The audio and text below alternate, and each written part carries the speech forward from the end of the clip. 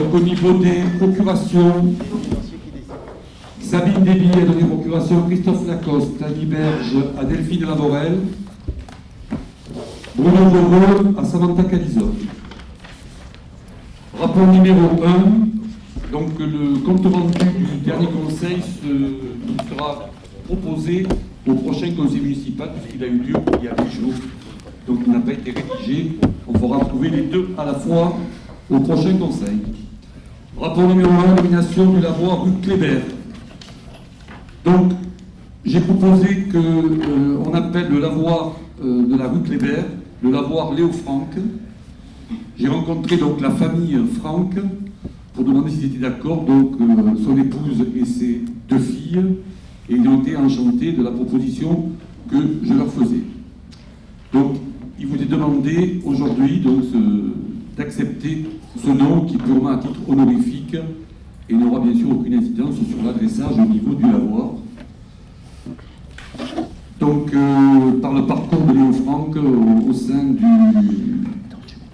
de la vie associative et surtout au sein du lavoir avec son épouse, vous avez vu qu'ils ont fait revivre ce lavoir en mettant du linge comme autant cela se faisait. Donc, il vous est demandé de m'autoriser à ajouter cette plaque et nous inaugurerons ce lavoir Léo Franck. Y a-t-il des questions? Qui est contre? Qui s'abstient? Merci. Dégradation de mobilier urbain.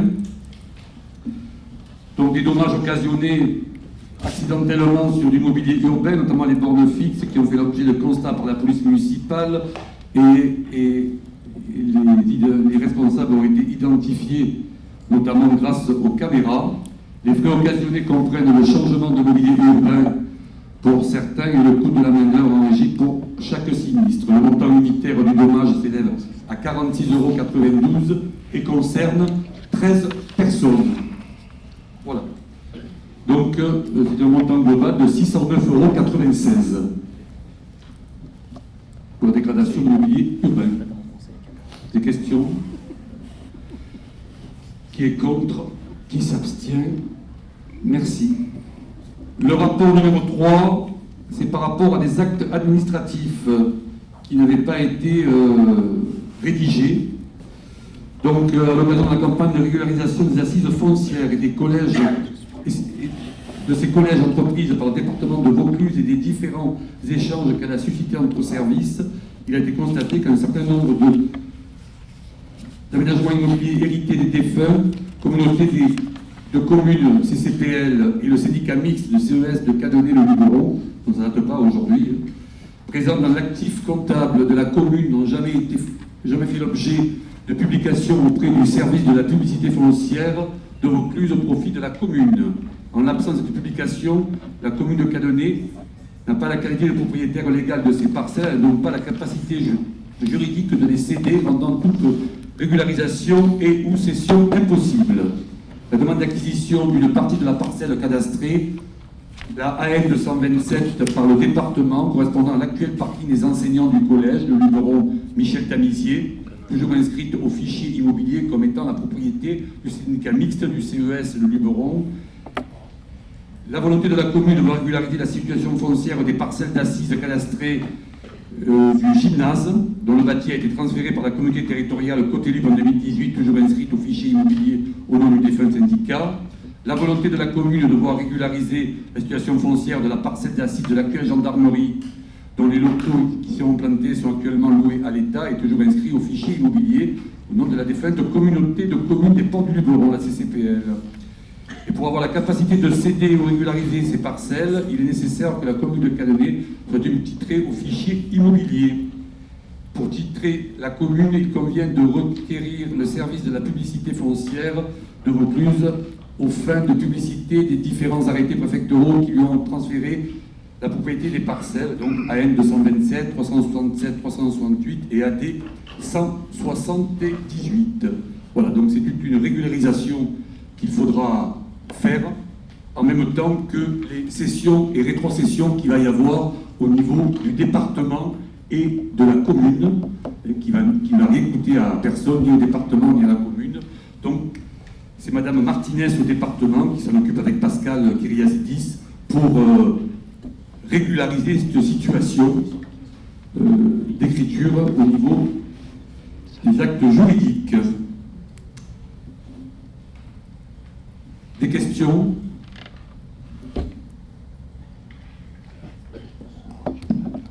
Bonsoir à tous.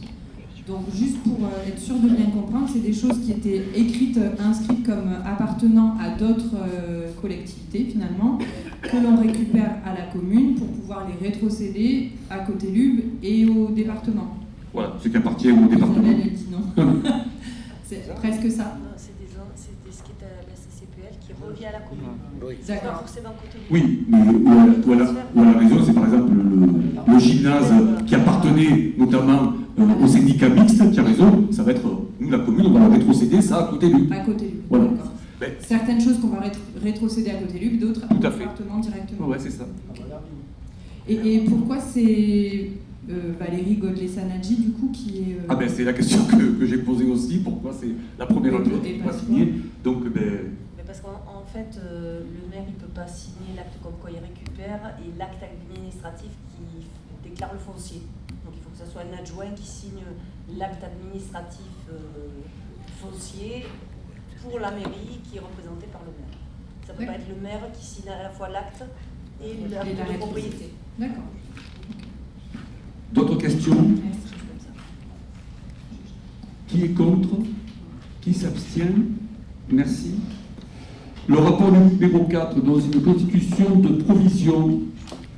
La trésorerie donc souhaite que les collectivités prévoient une provision annuelle pour créances irrécouvrables, exemple notamment les régies scolaires et autres. La provision est estimée sur la base des taux d'encaissement du contexte général de recouvrement suite aux relances. Donc, l'estimation, donc il est nécessaire, suite à l'estimation, de provisionner 1 500 € en 2023, qui sera inscrit au budget primitif 2023 que je vous présenterai tout à l'heure. Des questions? Pardon, j'avais juste une petit détail. Pourquoi il y a écrit semi-budgétaire? Alors, le régime de droit commun s'applique à cette provision. Qui est semi-budgétaire. C'est possible? Non. Ça veut dire quoi, semi-budgétaire? Probablement parce que c'est pas forcément de l'argent qui va rentrer, c'est une écriture qu'on est obligé de passer dans l'éventualité où on rentre du son. Il va être réalisé. Pas forcément, voilà, Ouais. ça peut être moins, ça peut être une écriture obligatoire. Donc j'ai fait voter, non? Oui? Non. Qui est contre? Qui s'abstient? Merci. Le rapport numéro 5, Valérie Boigard.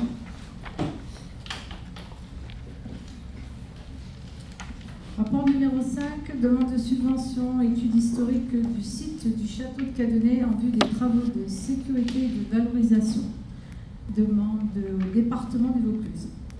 Vu la décision numéro 2 2023 du 9 février 2023 notifiant la convention d'étude et de maîtrise d'œuvre du projet d'aménagement et de mise en sécurité du site du château au parc naturel régional du Luberon, vu la délibération numéro 28 2023 du 13 février 2023 portant sur l'adoption de la phase 1 de l'opération de sécurité et de valorisation touristique du site du château de Cadonnet et l'adoption d'un plan de financement prévisionnel à hauteur de 528 208 €.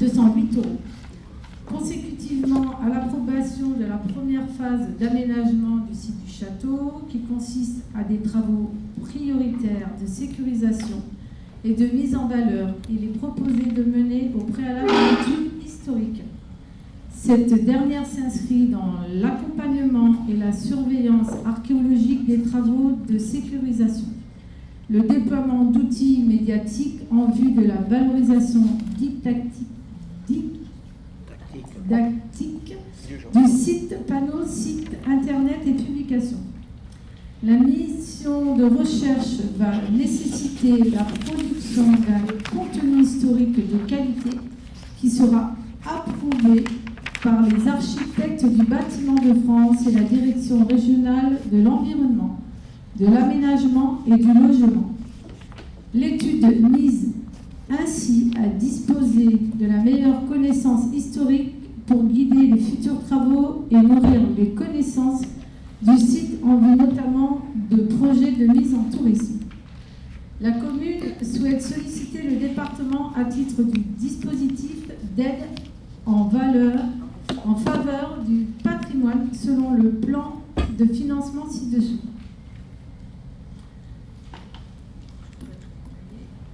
Montant de l'opération, 12 250 €. Participation du DCD 84, 50% du montant hors taxe de l'étude, soit 6 125 €. Reste à la charge de la commune, 6 125 €. Vous avez des questions? Je me demandais du coup si c'était le parc du Luberon qui préconisait cette étude, et je me demandais aussi si c'était le parc du Luberon qui avait fait un devis à 12 250 € du coup. Oui, pour les deux. Pour les deux. Merci.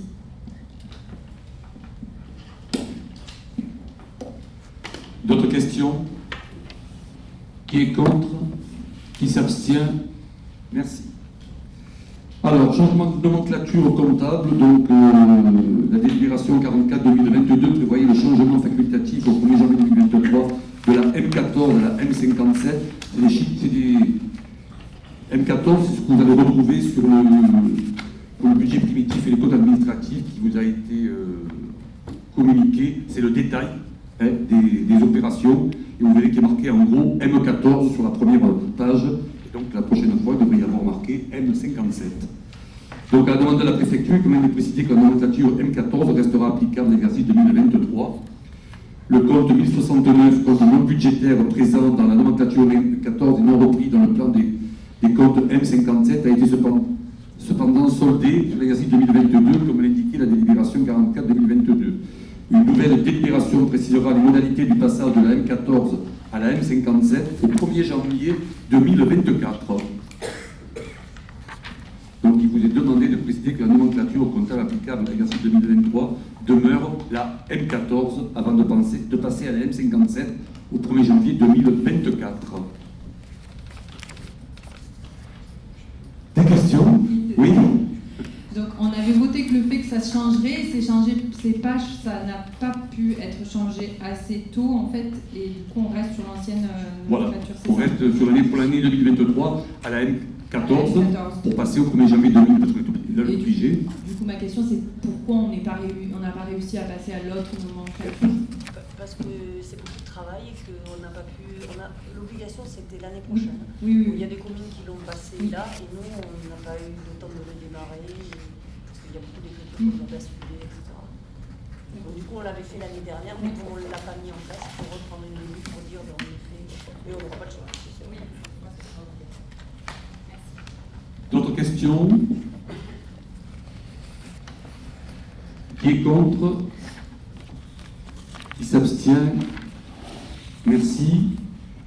Donc nous allons passer au rapport numéro 7, qui est le compte administratif et le compte de gestion 2022. Donc vous avez reçu la présentation du compte administratif 2022 et le détail sur ce document que je vous disais là, celui-là. Et le compte de gestion, donc, c'est exactement le même, il faut qu'il soit en concordance avec le compte administratif réalisé par le Trésor public.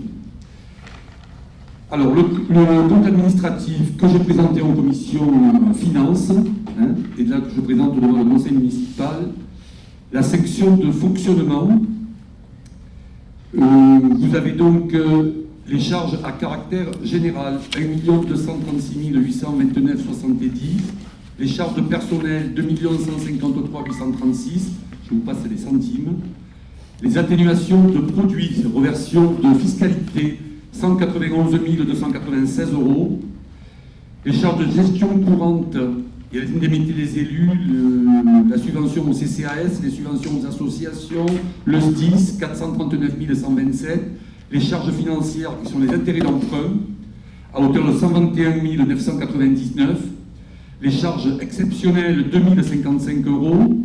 Les opérations d'ordre entre sections, donc vous avez en dépenses 808 610 que vous retrouvez en recettes d'investissement, et là vous les avez en dépenses de fonctionnement, pour un total donc de 4 953 753. En recettes, vous avez les opérations donc entre sections 56 993, là que vous avez en recettes de fonctionnement et que vous retrouvez en dépenses d'investissement. Les atténuations de charges, notamment les remboursements de CPAM, 6 903,87, les produits de services de domaine, c'est les remboursements de Cotélu, de la SPL, de l'affouage, des différentes régies, dont la cantine et le périscolaire, 329 498. Les impôts et taxes, avec compris dedans l'attribution de compensation qui est versée par Cotélu, qui s'élève à 940 000 €. Là, vous avez pour un total d'impôts et taxes de 3 470 826. Les dotations et participations, subventions de l'État, du département, de la région, 953 265. Les autres produits de gestion courante, 377 123. Là, c'est les locations de la laiterie, du foyer rural, la DSP du camping et les locations de la gendarmerie. Produits financiers, 4,28 €. Produits exceptionnels, donc notamment le mécénat et la vente du terrain de l'ancienne gendarmerie, 195 511. Le mécénat, qui s'est monté à 6 380 €, c'était pour le festival de jazz. L'excédent de fonctionnement 2021 à 350 000 €, soit un total de 5 390 127, ce qui donne un excédent de fonctionnement pour 2022 de 436 373. Est-ce qu'il y a des questions sur la section de fonctionnement? Je passe à l'investissement. Donc, dans les dépenses d'investissement, donc vous avez, on va peut-être faire les recettes et les dépenses en même temps, puisqu'il y a des fois des subventions qui sont en recettes et qui sont avec des dépenses sur des projets. Donc le solde d'exécution de l'action d'investissement reporté, le solde 2021 de l'investissement, se montait à 525 769. Le fonds de compensation de TVA, 220 305. La taxe d'aménagement en recette, 38 077, qui est maintenant, vous savez, reçue en fin de travaux et non plus en début de travaux. L'excédent de fonctionnement capitalisé 2022, donc l'affectation de résultat 2021, 519 259,90. Et vous avez une opération d'ordre qui était exceptionnelle de 8 568 en dépenses. Capital d'emprunt, les remboursements 446 768 en dépenses. Autre emprunt, c'est l'amortissement DSP Camping, 30 000 €. Immobilisation incorporelle, c'est les frais du RLP, le règlement local de publicité, à hauteur de 1 655 €. Les subventions d'équipement, c'est la première subvention façade à hauteur de 4 000 €. La réhabilitation de la stèle Dien Bien Phu, 3 204 €. On n'a pas encore touché l'assurance qui doit nous rembourser ces travaux de la stèle. L'achat d'un tableau, c'est l'achat du tableau de Laurence Gazior, 2 500 €. Les opérations d'ordre que j'ai évoquées tout à l'heure entre sections, donc je ne vais pas redire les chiffres. L'opération patrimoniale, alors là c'est un équilibre de 41 365 entre les dépenses et les recettes. C'est une avance sur paiement de marché. Les bâtiments communaux, toiture de la maison de citoyens, la deuxième phase de la cantine et divers travaux, 438 528. Et nous avons 42 966,83 € de recettes de subventions de la part de Cotélu et du département, notamment pour la maison Mélanie, aussi à la gendarmerie. La voirie communale, 85 490, murs des rougettes, ralentisseurs, signalisation, et on a eu des subventions à hauteur de 19 615 €. Le foyer rural, c'est la PAC et les stores pour 68 456 en dépenses. L'aménagement du site de château, frais d'études, 2355 en dépenses. L'école primaire, on a eu une dépense de 40 588 sur les VPI, l'éclairage de certaines classes et des travaux dans la classe Ulysse. et une subvention d'État, notamment pour les VPI, à hauteur de 23 751 €. L'école maternelle, le point de verdure, 142 373 en dépenses et subventions de l'Agence de l'eau et de la DSIL pour la toiture de l'école maternelle également, pour 70 005 €. L'aménagement urbain, barrières, jardinières, plots, 11 033. L'aménagement de l'îlot Vivet, les études du parc du Luberon, en attente de subvention de la Banque des Territoires, nous avons dépensé 11 298 à l'exercice passé. Aménagement Vermilière, 505,20 €. L'acquisition de matériel services techniques, 7 092 €. Matériel de police municipale, 5 337 €. Tous les autres matériels administratifs et tous les autres services, 12 627 €. L'aménagement du boulevard de la Liberté, 893 849 €. Une subvention du département, plus des amendes de police collectées, 221 340 €. Acquisition de terrain, 24 401 €. Rénovation du petit patrimoine. Alors, il reste à payer 4 874,93 € et on a eu donc des recettes de subventions de 56 228 €. Aménagement en vue de l'urbanisation, 13 284 €. Ça, c'est les poteaux incendies. L'acquisition du local du Temps du Renouveau à la Glaneuse et les frais de notaire, 157 457 €. Et on a eu une subvention de la DETR de l'État de 54 180 €. Le projet Osier, alors pour l'instant, il n'y a pas encore de dépenses en 2022. On n'a pas eu de dépenses, mais on a une subvention de la région qui est arrivée de 11 060 €. On a un excédent d'investissement cumulé 2021 de 527 769,90 €. Et les totaux, donc, on a 2 514 604,70 € en dépenses contre 2 107 815,87 € en recettes. Donc là, il manque des notifications de subventions. Donc on a un déficit d'investissement de 406 788,83 €. Si on le met avec l'excédent 2021 de 525 769 €, on arrive à un excédent de 118 981 €. Est-ce qu'il y a des questions sur l'investissement?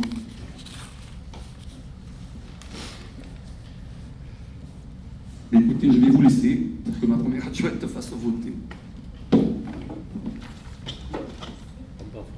Non. Appelez, vous donnez une laine.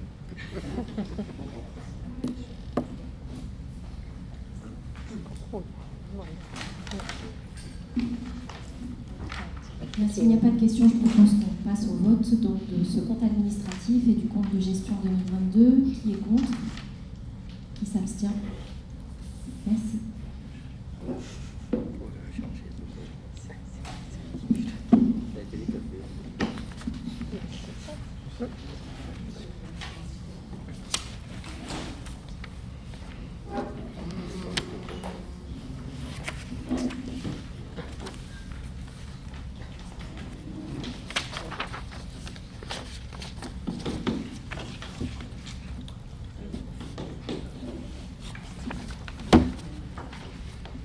Merci.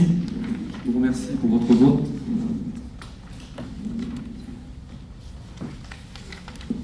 Je passe donc à l'affectation du résultat. C'est cette feuille-là.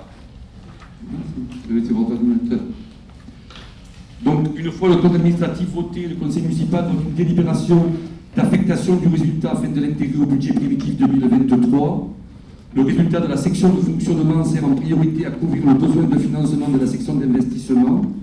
Le reliquat peut être affecté librement, soit il est reporté en recette de fonctionnement, soit il est affecté en investissement pour financer de nouvelles dépenses. Il est également possible de combiner les deux solutions. Donc, le solde de l'exécution en section d'investissement est de 525 769,90 €. L'excédent antérieur en section de fonctionnement de 869 259 €. Donc cet excédent a été affecté partiellement à un investissement au compte 1068 en 2022 pour 519 259,90 € et 350 000 € ont été reportés au fonctionnement. Le compte donc administratif adopté donc fait apparaître un résultat négatif de la fonction d'investissement que je vous ai tout à l'heure constaté au cours de l'exercice 2022 de 406 788,83, un résultat positif de la section de fonctionnement de 436 373,22 pour l'exercice 2022. À la clôture des comptes, le résultat constaté est en section d'investissement, solde d'exécution positive 118 981,07, ce que je vous disais, les 527 769 moins 406 788, et en section de fonctionnement, donc plus 786 373, les 350 000 2021 et les 436 373 2022. Par ailleurs, la section d'investissement laisse apparaître des restes à réaliser en dépenses 1 140 811 et en recettes 478 337. Il y a un besoin de financement en section d'investissement en tenant compte des recettes à réaliser en dépenses, et en recettes de 543 492,43. Le résultat global cumulé 2022 à 786 373. Je vous propose donc un report en section de fonctionnement à l'article 002, le solde soit 242 840 € nécessaires à l'équilibre du PP 2023 et d'affecter une partie de ce résultat de l'exercice 2022 qu'on va retrouver au budget primitif de 543 492 au compte 1068 excédent de fonctionnement capitalisé figurant en recettes d'investissement 2022. Voilà. Donc il vous est demandé d'approuver ou pas l'affectation du résultat 2022 sur le budget primitif 2023. Donc les affectations sont 543 492 et 242 880. J'ai juste une question concernant les restes à réaliser d'1 140 000. Est-ce que c'est comme d'habitude ou est-ce que c'est un peu plus? Il me semble que c'est un petit peu plus, non?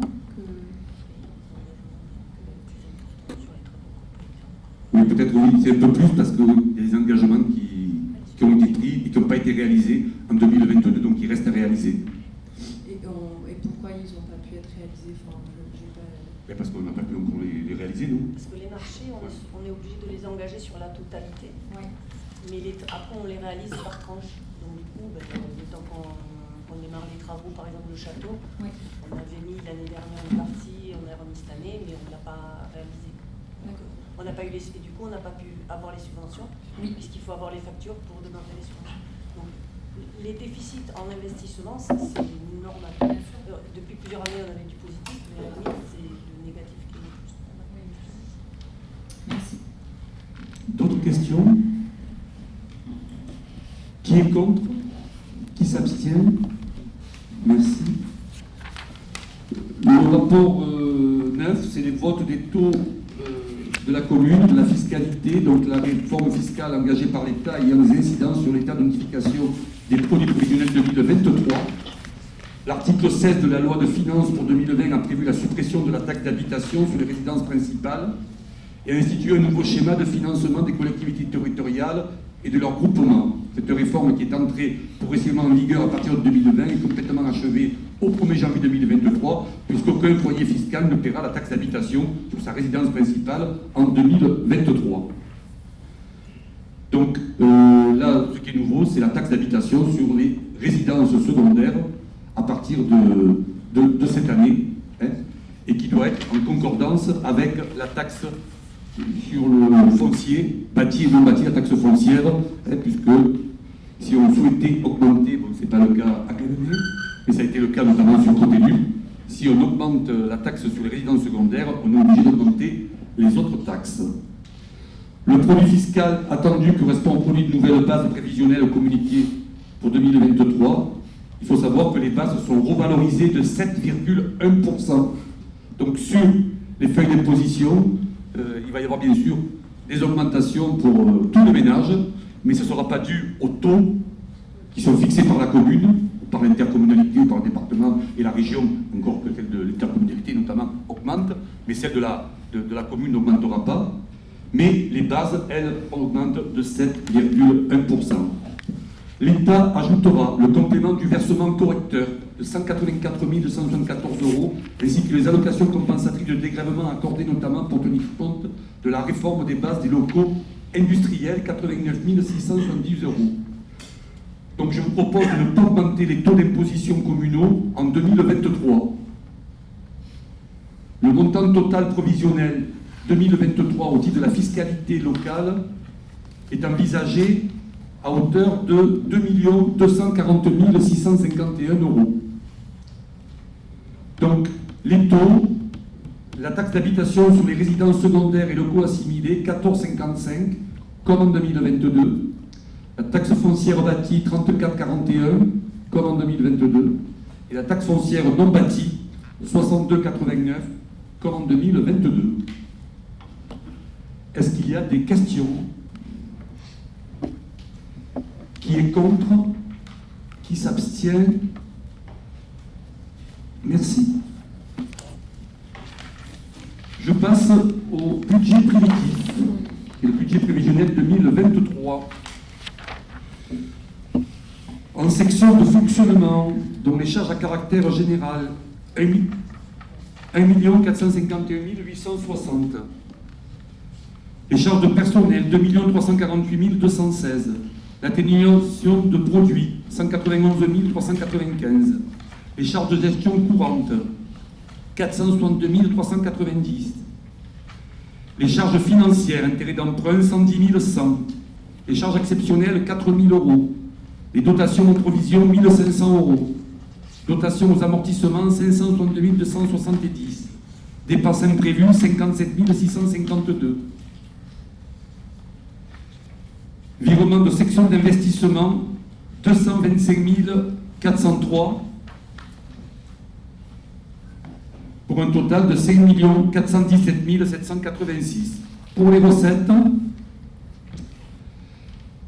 on a donc l'excédent de fonctionnement à hauteur de 242 880, atténuation de charges 1 000 €, les produits des services du domaine 303 390, les reprises, amortissements et travaux en régie 71 306, les impôts et taxes 3 483 970, les dotations et participations 928 270, les autres produits de gestion courante 380 920, les produits exceptionnels 6 050 et bien évidemment les recettes équilibrées par rapport aux dépenses à 5 417 786 79. Est-ce que pour la section de fonctionnement du BP 2023, il y a des questions? On passe à l'investissement. Donc on a un excédent d'investissement de 118 981 €, virement de la section de fonctionnement 225 403, que l'on retrouve en dépenses de fonctionnement, et là en recette d'investissement. Donc je suis dans les recettes là. 18 000 € en produits des cessions d'immobilisation. On a en dépenses 459 900 pour l'emprunt capital, les remboursements, et on a 330 000 € en recettes. Autre prêteur, 30 000 €, c'est toujours la DSP Camping, en dépenses d'investissement. En forte compensation de TVA, on a des recettes de 269 000 €.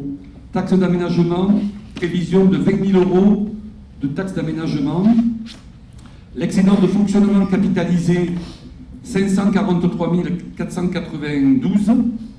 C'est ce qu'on parlait de besoin de financement. On a également, pour les immobilisations incorporelles, 33 273 cumulés entre le RAR, le reste à réaliser, et le BP 2023. On a dépôt des caisses et consignations de 66 €. La refonte du site internet, 1 000 € en dépenses. Sur les opérations d'ordre, les écritures qui s'annulent, c'est en recette la dotation d'amortissement 565 270 et les travaux en régie 71 300 en dépenses. Les bâtiments communaux, on a 80 945 € de dépenses, plus 149 723 €, c'est notamment les subventions de recettes d'investissement sur la cantine. Cette somme-là. La voirie communale, on a 434 006 €, Donc le reste est réalisé à hauteur de 45 466 et au BP 2023 388 540. Sur le cimetière, on a 10 000 € du columbarium qui a été payé ou qui va l'être là, puisque le columbarium a été réalisé au cimetière. L'aménagement du château, 690 020, dont 394 020 prévus au BP 2023 et un reste est réalisé de 296 000 €. L'école primaire, on a un total de 11 636 €. L'école maternelle, 2362 en dépenses et 16 057 €. Ça, c'est aussi une subvention qui arrive, je crois, pour le point de verdure. L'acquisition véhicule, 188 721, une subvention de 35 000 €. Donc là, il y a, je crois, l'épareuse plus le camion CCFF. Le tennis, 13 220 € en dépenses. L'aménagement urbain, 20 620. Mise en place de caméras, donc c'est 8 560 €, c'est pas de nouvelles caméras, mais c'est récupération fibre école, réparation antenne au ferrage, de l'argent que l'on doit à la SNEF qui s'occupe de ces caméras. L'îlot Vivet, on a 1 600 € en budget et on a un total donc, de subventions qui doivent encore arriver de 10 149 €. Aménagement chemin de Vermilière, 184 479, dont 101 475 €. C'est la PVR qui est reversée, la participation aux voies et réseaux par le promoteur qui est reversée à la commune. C'est 101 000 €. L'accessibilité au bâtiment, 2 280 € plus 10 000, avec 10 390 € en recettes d'investissement qui sont une subvention ADAP, un reliquat de la DETR, une subvention d'État. Acquisition matériel et services techniques, 9 990. Matériel de police, 10 712. Autres matériaux, hors PM et services techniques, 32 000 €. Le boulevard de la Liberté. Donc j'ai 820, 80 au budget, mais bon, c'est pas les travaux. Hein. Réhabilitation, tambour d'alcool, donc 27 543,26 qui reste encore à payer sur le projet Centre-Bourg, et les subventions, alors qui sont finalement rentrées, c'est-à-dire que la première phase est rentrée il n'y a pas très longtemps, 139 056, et pour pouvoir encaisser la deuxième phase qui est de 200 000 €, il fallait d'abord que l'on ait le versement de la première phase. Donc ce qui fait quand même un total de subventions pour le projet Centre-Bourg de 339 056. Acquisition de terrain, 37 298. Rénovation du patrimoine communal, 98 801. Notamment, il y a un report pour les travaux d'urgence au presbytère de 40 000 €. Garage municipal, 25 000 €. L'aménagement de terrain constructible, 23 346, c'est les poteaux, dont 19 000 € pour les poteaux incendie. L'acquisition et l'aménagement du local, caisse d'épargne, 163 000 €. Le projet Osier, 66 330 €, dont des subventions à hauteur de 33 180 €, hormis celles que vous avez vues sur le CA 2022. La subvention façade, 23 000 € au budget, donc une subvention de 1 866 €. Opération patrimoniale, 41 665, que vous retrouvez en dépenses et en recettes d'investissement, qui sont des écritures comptables. Et dépenses imprévues, 25 196 €79, ce qui fait un budget équilibré en investissement à 2 828 708,79. Est-ce que vous avez des questions sur la partie investissement? Oui. J'ai une question concernant le matériel de police de secours, savoir ce que c'est qui est prévu à hauteur de 10 710 €. Je vais te le dire. Alors, innovation, il y a eu une demande de la police municipale à l'achat de VTT. Ah oui. Donc la police municipale sera à vélo, pas tout le temps, mais voilà, donc c'est 6 100 € et l'équipement, les 2 vélos et l'équipement VTT, 1 000 €. Et après, bon, il y a des frais de drapeau, de téléphone portable, de logiciel, Logitude. Et concernant la subvention façade, donc on a un reste à réaliser de 13 400, ce qui veut dire que du coup c'est l'enveloppe qui n'a pas été consommée et on rebudgétise 23 000 € en espérant que ça Tout à fait. On rajoute 9 600 € aux 13 400 que tu as dit là, Oui. ce qui va faire un total donc, de 23 000 € sur le budget 2023.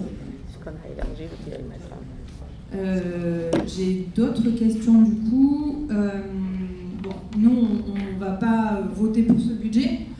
Ce budget ne correspond pas aux orientations évidemment qu'on aurait pris et en tout cas on pense que ça ne correspond pas aux urgences qu'on peut rencontrer aujourd'hui. La plupart des projets budgétisés ici, on trouve que ce sont des projets qui sont déjà entamés sur les années précédentes et c'est une continuité, mais il y a peu de choses nouvelles et notamment pas grand-chose, en tout cas selon notre point de vue, concernant l'urgence climatique et les défis à relever, qui sont pourtant nombreux, et s'il fallait en citer qu'un, je citerai celui de l'eau, qui nous paraît urgent et sur lequel on voudrait vous alerter. C'est un sujet qui est effectivement d'actualité. On n'a jamais connu un hiver aussi sec. On sait que ça va être compliqué cet été. Et on se dit qu'il aurait fallu peut-être alerter nos concitoyens sur cette urgence pour qu'ils prennent conscience de la préciosité de cette ressource. On ne voit pas donc d'action concernant cette question-là, ni de réflexion concernant cette question, et on pense qu'il aurait fallu engager dans ce budget vraiment des actions importantes sur l'eau, mais sur d'autres questions relatives au réchauffement climatique. Nous pensons que... Pardon. Du coup, les questions qu'on voudrait vous poser, c'est est-ce que vous avez anticipé quand même quelque chose ? Comment la commune va se préparer à faire face à ces enjeux, à ces problématiques de potentielle restriction de l'eau ? Comment on compte accompagner les habitants ? Comment on compte accompagner et travailler avec les agriculteurs ? Et comment on compte faire pour s'adapter, notamment en ce qui concerne les services techniques, mais aussi les bâtiments, les espaces verts, le stade municipal, puisqu'il va falloir y penser, il va falloir s'adapter, c'est une certitude. Voilà, selon quelle procédure et quel planning, enfin voilà, toutes ces questions, tout ça nous inquiète, pour nous c'est urgent, et on voulait attirer votre attention là-dessus. Donc je vais répondre, puisque bon, d'après ce que j'ai compris, c'est que surtout le vote est contre par rapport à des problèmes environnementaux et notamment de l'eau, etc. Je peux vous dire qu'il y a un travail de fond qui est fait, qui va sortir par les services techniques notamment. Donc tu peux te rapprocher d'Éric Cause et lui demander, mais on va faire une communication là-dessus, notamment au niveau des lavoirs et des fontaines, puisque Nicole pourrait en parler mieux que moi. Donc tout un travail a été fait pour de la récupération de l'eau, en circuit fermé également sur les fontaines, etc. C'est un travail qui est fait depuis maintenant plus d'un an. Hein. Donc ça, il n'y a aucun souci là-dessus. Sur les bâtiments communaux, il va y avoir une étude faite sur les bâtiments, c'est au budget. Donc tout va être fait aussi. C'est aussi notre préoccupation. On a déjà fait des choses sur l'éclairage public, même si je sais que pour vous c'est pas suffisant, mais on a une contrainte aussi, et ça c'est notre politique, bon, c'est pas la vôtre, sur les caméras où on ne peut pas tout éteindre. Mais je rappelle quand même qu'il y a des maires aujourd'hui, certains de mes collègues ont été attaqués par la population parce que des gens en pleine nuit, quand il faisait nuit, ça paraît une anecdote, mais c'est pas tant une anecdote que ça, ont été attaqués par des administrés parce qu'il y a eu quand même des accidents, je ne dis pas mortels bien évidemment, mais il y a eu des accidents. Donc nous le faisons de façon modérée et raisonnable, mais nous le faisons. Les changements également de points lumineux pour l'éclairage public, ou 47 points lumineux en centre-ville, ainsi que des bâtiments communaux où on a on est passé au LED, notamment ici à la salle de Montant, aux écoles. On a fait des travaux d'isolation sur la maison du citoyen en adéquation avec les mesures énergétiques de l'État. La réhabilitation faite par les services techniques du lavoir Kléber et Fontaine de l'Or, avec récupération de l'eau également, de sources. Des sources qui vont être réhabilitées aussi à Cadonnet. On a commencé par 2, mais on va poursuivre là-dedans. J'ai annulé toutes les jardinières suspendues avec Pierre Lorieto pour cet été. Bien évidemment, certains m'ont dit que je n'aurais pas dû le faire, mais là, c'est sûr. Voilà, donc pour moins user d'eau, bien évidemment. Il y a une communication qui est parue ce soir sur Facebook et sur le site internet, ainsi que sur l'application Citiol, qui rappelle le sens du civisme à tous les citoyens. Donc vous pouvez le lire si vous ne l'avez pas encore lu.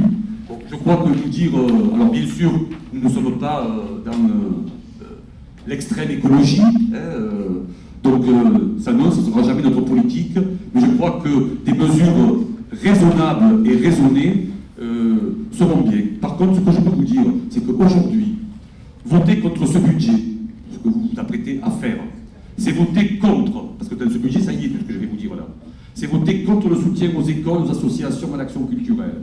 C'est voter contre les aides par le CCAS aux plus fragiles et aux plus démunis. C'est voter contre le parcours de l'osier. C'est voter contre l'étude thermique des bâtiments communaux. C'est voter contre l'élaboration d'un projet concerté dans les ISC. C'est voter contre la poursuite du développement du commerce de proximité. C'est voter contre la réhabilitation des places et des rues.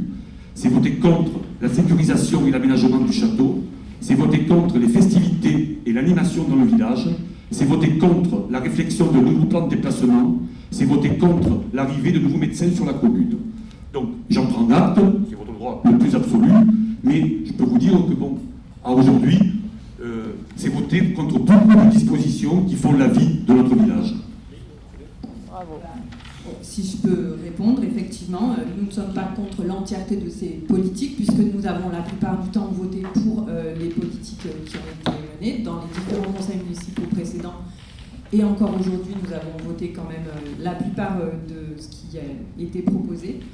Mais nous pensons, de la même façon que je l'ai dit précédemment, que nous n'allons pas assez vite concernant ces urgences et que nous n'anticipons pas suffisamment, que nous allons être face à des restrictions qui vont être évidentes, sur lesquelles on n'a pas suffisamment anticipé.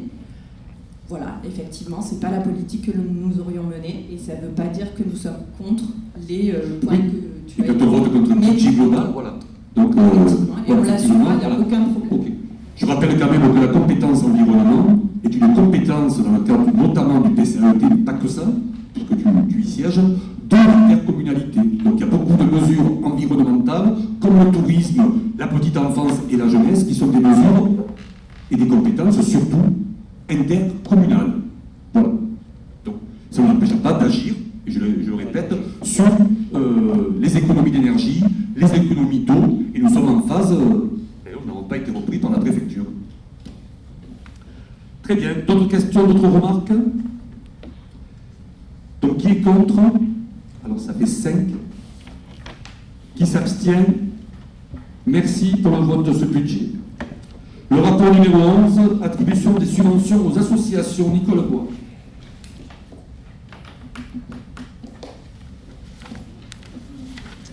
Bonsoir à tout le monde.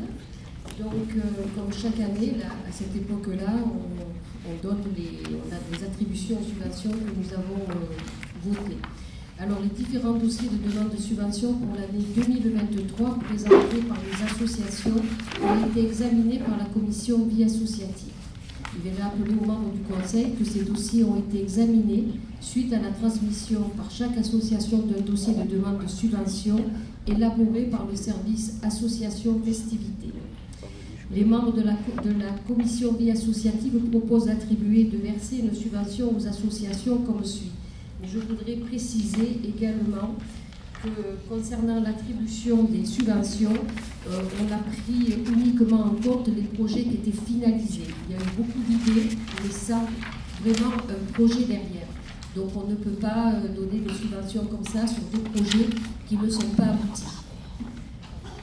Alors je vais commencer. Donc, l'association ACPIP, en subvention exceptionnelle, 2 500 €. L'APE maternelle, 2 000 €. Pardon, 200 €, là je suis perturbée. L'APE primaire, 200 € et en subvention exceptionnelle, 250 €. L'amicale bouliste, subvention exceptionnelle, 1 100 € qui correspond à la fête votive et la subvention de fonctionnement que de 3 000 €. L'amicale des pêcheurs, subvention de fonctionnement 500 €, subvention exceptionnelle 250 € qui correspond à la fête votive. Amicale des sapeurs-pompiers, 1 000 €. Amicale du personnel, 1 300 € et subventions exceptionnelles qui sont les tickets, les chèques vacances, 8 000 €. Association cantonale des déportés internés, 100 €. Bande d'arrêt d'urgence, 500 €. Bien-être en mouvement, 100 €. Cap en Luberon, 200 €. Cadenet-Luberon handball, 2 500 €. Cadenet-Tambour battant, 1 500 €. Caféine, 400 €. Chasse la Diane, 900 €. Corécom, 250 €. La Clé, 2 000 €. La coopérative scolaire maternelle, 2 500 €. La coopérative scolaire primaire, 7 200 € et 4 500 pour les subventions de classe verte. Couture et moi, subvention pour le carnaval, 2 700 €. Crèche et tradition, 900 €. Dinlana bouquinerie, 200 €. École de musique Joseph Garnier, 7 000 €. École de gardien de but de Cadenet, 1 200 €. Éducation canine, 300 €. La fanfare d'Arcole, 3 500 € et subvention exceptionnelle 1 000 € pour refaire leur tenue de gala. Football Cadenet-Luberon, 3 000 €. Gymnastique volontaire, 500 €. Ligue Gris, 3 000 €. Luberon volley, 300 €. Marché paysan, 450 €. Panier bio, 200 €. Prévention routière, 100 €. Resto du Cœur, 500 €. L'Astrada, 1 000 €. Le Téléthon, 500 €. Le Temps du renouveau, 300 € et subvention exceptionnelle, 3 000 €, excusez-moi, et subvention exceptionnelle, 3 450 € qui correspondent au remboursement de ménage. Tennis Club, 2 000 €, zéro déchet, subvention exceptionnelle de 500 €, ce qui fait un montant global de 76 250 €. Mais on a ouvert cette ligne budgétaire à 80 000 €, laissant une marge de manœuvre pour l'affectation sur des subventions exceptionnelles ou la mise à disposition de personnel. Il est demandé aux membres du conseil municipal d'approuver l'attribution des subventions aux associations de Cadenet pour une somme totale de 76 250 € répartis indiqués ci-dessus et d'autoriser Monsieur le maire à signer tous les documents relatifs à ces dossiers. Vous avez des questions?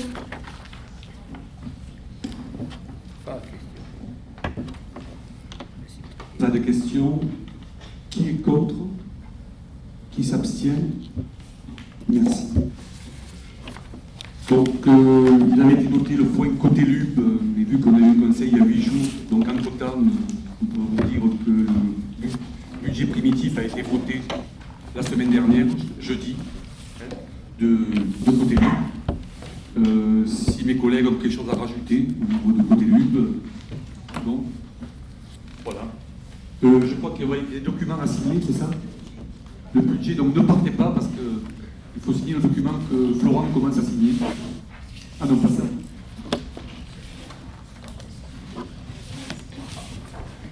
Donc on va démarrer par là. Donc je vous remercie, la séance est levée.